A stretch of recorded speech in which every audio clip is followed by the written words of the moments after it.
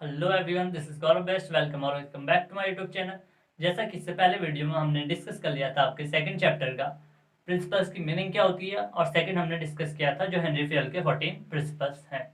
तो आज हम उसी से आगे कंटिन्यू करते हुए पढ़ने वाले हैं। सबसे पहला कैरेक्टरिस्टिक या फीचर ऑफ मैनेजमेंट प्रिंसिपल्स, और सेकंड हम पढ़ेंगे इंपॉर्टेंस ऑफ मैनेजमेंट प्रिंसिपल्स। तो आइए शुरू करते हैं।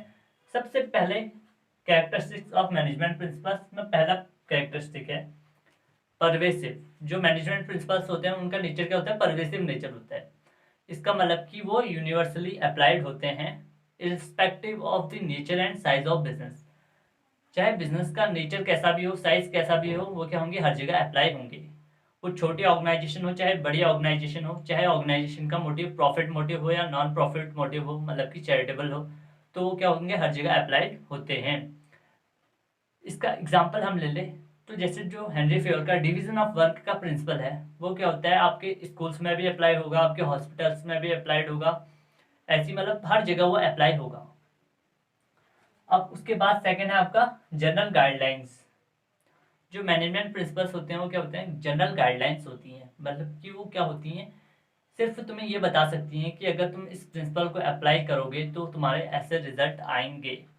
वो तुम्हें रेडीमेड सोल्यूशन नहीं देगी कि अगर तुमने अप्लाई किया तो ऐसा ही होगा, ऐसा होके खुद ब खुद आ जाएगा, ऐसा नहीं होगा। इसका एग्जांपल हम ले लें, जैसे कि आपका stability of tenure of personal जो फ्योल का प्रिंसिपल है, उसमें क्या होता है कि किसी भी व्यक्ति को या किसी भी एम्प्लॉय को किसी भी जॉब में स्टेबल रहने के लिए कुछ टाइम की ज़रूरत हो सकती है। हो सकता है वो 3 मंथ हो या 4 मंथ, 6 मंथ, 1 साल भी हो सकता है। अब वो किस पे डिपेंड करेगा? किस पे? वो कंपनी पे डिपेंड करेगा। कंपनी टू कंपनी वो डिपेंड करेगा। किसी कंपनी में हो सकता है 6 महीने में स्टेबल हो जाए बंदा, किसी में 1 साल लग सकता है। तो वही है, वो क्या है? जनरल गाइडलाइंस है कि स्टेबल होने में टाइम लगेगा, कहते हैं प्रिंसिपल ऑफ मैनेजमेंट, लेकिन ये नहीं बता सकता कि कितना टाइम लगेगा। तो वही था कि जनरल गाइडलाइंस है। थर्ड है आपका इवोल्यूशनरी। जो मैनेजमेंट प्रिंसिपल्स होते हैं वो क्या होते हैं? इवोल्यूशनरी होते हैं। मतलब कि वो इवोल्यूशन हुआ है उनका, उन पे एक्सपेरिमेंट हुए हैं ढेर सारे, उन पे ढेर सारी प्रैक्टिस हुई हैं, बार बार हुए हैं वो, तब जाके जब उन्होंने सेम रिजल्ट दिए तब जाके उनको प्रिंसिपल बनाया गया है। जैसे कि इसका एग्जांपल हम ले लें डिवीजन ऑफ वर्क। जो डिवीजन ऑफ वर्क है वो प्रिंसिपल ऐसी रातों रात तो बन नहीं गया होगा, ओवरनाइट वो प्रिंसिपल नहीं बना है। उसको पहले ढेर सारी ऑर्गेनाइजेशन में टेस्ट किया होगा, और जब टेस्ट करके देखा कि जब हम वर्क को डिवाइड कर दे रहे हैं तो उससे क्या हो रहा है? एफिशिएंसी आ रही है ऑर्गेनाइजेशन में, तब जाके उसे क्या प्रिंसिपल बनाया गया। अब फोर्थ है आपका फ्लेक्सिबल। जो मैनेजमेंट प्रिंसिपल्स होते हैं वो क्या होते हैं? बहुत ही फ्लेक्सिबल होते हैं। वो जो साइंटिफिक प्रिंसिपल्स होते हैं उनकी तरह रिजिड नहीं होते हैं। रिजिड मतलब बिल्कुल ठोस या कठोर, मतलब जिनको हम चेंज नहीं कर सकते हैं। लेकिन जो मैनेजमेंट प्रिंसिपल्स हैं वो क्या है? चेंजेबल है। जो मैनेजर है वो अकॉर्डिंग टू सिचुएशन उन्हें चेंज कर सकता है। ऑर्गेनाइजेशन टू ऑर्गेनाइजेशन वो वेरी करते हैं, चेंज हो सकते हैं। किसी ऑर्गेनाइजेशन में हो सकता है किसी प्रिंसिपल की उतनी आवश्यकता ना हो या थोड़ा कम हो, उसकी जो डिग्री है वो हम चेंज कर सकते हैं। अब अगला है आपका फिफ्थ, मेनली बिहेवियरियल। जो मैनेजमेंट प्रिंसिपल्स होते हैं वो क्या होते हैं? बिहेवियरियल इन नेचर होते हैं। वो किस लिए बनाए जाते हैं? ताकि हम जो एम्प्लॉयज़ हैं उनके क्या, उनके बिहेवियर को इन्फ्लुएंस और गाइड कर सके। और इसलिए बनाए जाते हैं ताकि जो सुपीरियर और सबॉर्डिनेट का रिलेशनशिप है, जो उनका आपस में व्यवहार है, वो भी क्या हो सके? अच्छा हो सके। इसका एग्जांपल हम ले लेते हैं प्रिंसिपल ऑफ डिसिप्लिन। इसलिए बनाया जाता है, इसलिए बनाया गया है क्योंकि उससे क्या होगा? जो एम्प्लॉयज़ हैं उनकी commitment toward the organization improve होगी। ऐसी जो स्प्रिट डी कॉप्स का प्रिंसिपल है फेल का, वो किस लिए है? ताकि जो भी वर्कर्स का ग्रुप है या वर्कर्स हैं उनमें क्या है? टीम स्पिरिट आए। तो वही है कि जो बिहेवियरल होता है नेचर में मैनेजमेंट प्रिंसिपल। अब सिक्स है आपका कॉज एंड इफेक्ट रिलेशनशिप। जो मैनेजमेंट प्रिंसिपल्स होते हैं वो किस पे बेस्ड होते हैं? कॉज एंड इफेक्ट पे बेस्ड होते हैं।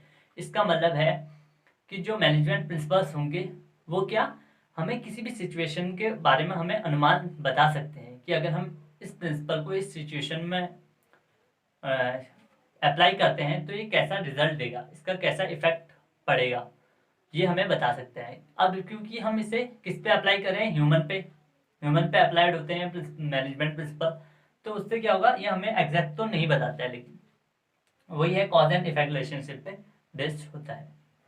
अब अगला है आपका कंटिजेंट। कंटिजेंट जो मैनेजमेंट प्रिंसिपल्स होते हैं वो कंटीजेंट होते हैं, या हम कहें तो डिपेंडेंट होते हैं अपॉन दी सिचुएशन, सिचुएशन पे डिपेंड होते हैं वो।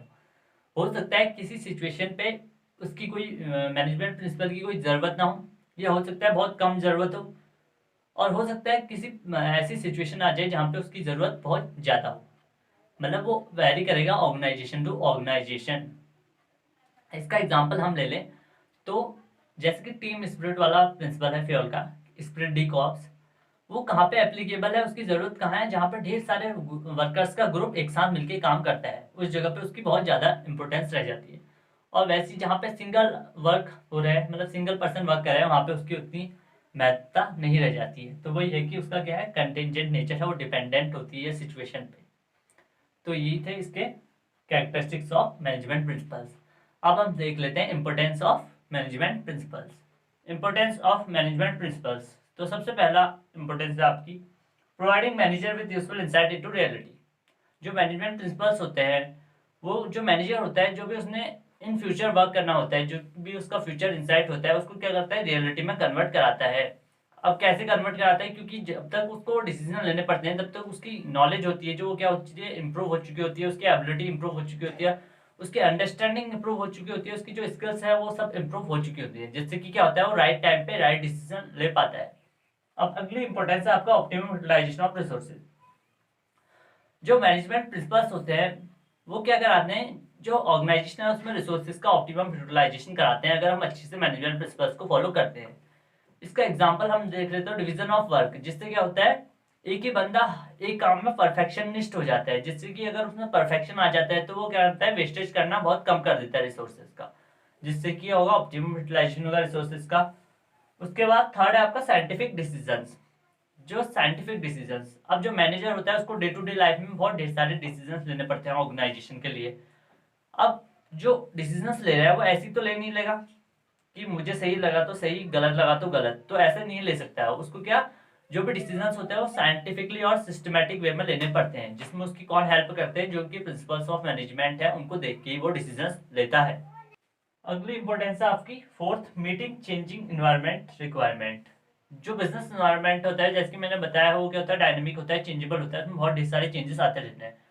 तो जो प्रिंसिपल्स ऑफ मैनेजमेंट होते हैं वो क्या है, बहुत ही फ्लेक्सिबल है, जैसे कि कैरेक्टरिस्टिक्स में मैंने बताया है, उनमें चेंजेस किए जा सकते हैं। तो जैसी इन्वायरमेंट में चेंज आता है तो मैनेजर क्या करता है, उस चेंज को देखते हुए ऑर्गेनाइजेशन में भी कुछ चेंजेस कर देता है ताकि वो उसको अडॉप्ट कर सके। तो यही था इसका फोर्थ। अब फिफ्थ है आपका इफेक्टिव एडमिनिस्ट्रेशन। जो एडमिनिस्ट्रेशन होता है वो किसी भी ऑर्गेनाइजेशन में बेसिकली किसकी जिम्मेदारी होती है, टॉप लेवल ऑफ मैनेजमेंट की। उसी को ढेर सारे प्लान एंड पॉलिसीज बनानी पड़ती है, और उसी को देखना पड़ता है कि जो एडमिनिस्ट्रेशन है वो इफेक्टिवली, मतलब ऑन टाइम हर चीज हो रही है या नहीं हो रही है। तो जो प्रिंसिपल्स ऑफ मैनेजमेंट है वो इफेक्टिव एडमिनिस्ट्रेशन कैसे कराते हैं, इसका एग्जांपल हम ले लेते हैं प्रिंसिपल ऑफ स्केलर चेन, जिससे क्या होता है, सिस्टमैटिक फ्लो बने रहता है इन्फॉर्मेशन का, जिससे क्या होगी, हर इन्फॉर्मेशन हर बंदे के पास होगी तो ऑन टाइम वर्क होता रहेगा। ऐसे ही आपका यूनिटी ऑफ कमांड, अगर हर किसी को एक ही बंदे से ऑर्डर मिलने हैं तो क्या होगा, वो कंफ्यूजन नहीं होगा, उनके बीच में चाउस नहीं होंगे, जिससे कि होगा ऑन टाइम वो वर्क कर पाएंगे। वही है कि इफेक्टिव एडमिनिस्ट्रेशन आता है प्रिंसिपल्स ऑफ मैनेजमेंट से। अब अगला है आपका फुलफिलिंग सोशल रिस्पॉन्सिबिलिटी। अब जो ऑर्गेनाइजेशन है वो क्या है, वो सोसाइटी के रिसोर्सेज यूज कर रही है, तो उसकी रिस्पॉन्सिबिलिटी होती है कि वो सोसाइटी के लिए भी कुछ वर्क करे। जो मैनेजमेंट प्रिंसिपल्स होते हैं वो उसको क्या करते हैं, बाउंड करे रहते हैं कि वो सोसाइटी के लिए भी कुछ वर्क करे। इसका एक प्रिंसिपल हम ले लेते हैं, प्रिंसिपल ऑफ रेम्यूनरेशन। जो एम्प्लॉयज आते हैं वो भी हमारे किस में आते हैं, सोसाइटी में आते हैं। तो प्रिंसिपल ऑफ रेम्यूनरेशन क्या कहता है कि उनको फेयर वेजेस मिले, उनके यहाँ अच्छा व्यवहार किया जाए। तो यही थी इसकी सोशल रिस्पॉन्सिबिलिटी। अब सेवंथ है आपका management training education and research. जो मैनेजमेंट प्रिंसिपल्स होते हैं वो कैसे इन चीजों में हेल्प करते हैं, क्योंकि अब अगर फ्यूचर रिसर्च की जाए तो उसके लिए भी किसे बेस देखा जाता है, as a base management principle को एज अ बेस लिया जाता है। उसी पे क्या होता है, फ्यूचर रिसर्च की जाती है, फ्यूचर नॉलेज गेन की जाती है, उसी को देख के नए नए इनोवेटिव आइडियाज क्रिएट किए जाते हैं। उसके साथ साथ जो मैनेजमेंट प्रिंसिपल्स हैं वो कहाँ कहाँ अप्लाई होते हैं, जो आपके प्रोफेशनल कोर्सेज कराती है जो भी यूनिवर्सिटी, जहाँ बीबीए हो रहा है, एमबीए हो रहा है, वहाँ भी ऐसा करिकुलम एक्टिविटीज में किसका यूज किया जाता है, मैनेजमेंट प्रिंसिपल्स हैं जो उनको बच्चों को टीच कराए जाते हैं। तो यही था आज के लिए। Hope you guys like the video. If you like the video, then don't forget to subscribe my channel and press the bell icon for further more videos. Thank you.